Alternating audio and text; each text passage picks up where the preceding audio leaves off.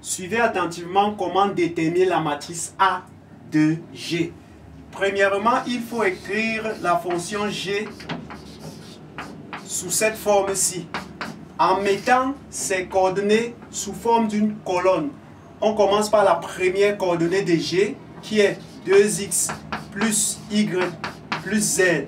Ensuite, la deuxième coordonnée de G, qui est x plus 2y plus z. Et enfin, la troisième coordonnée de G, qui est x plus 2y plus z.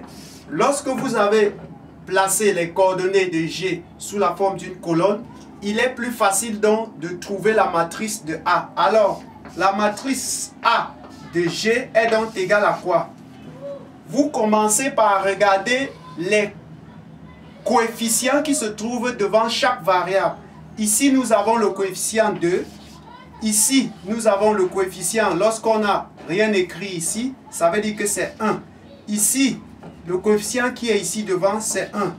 Le coefficient qui est ici devant, c'est 1.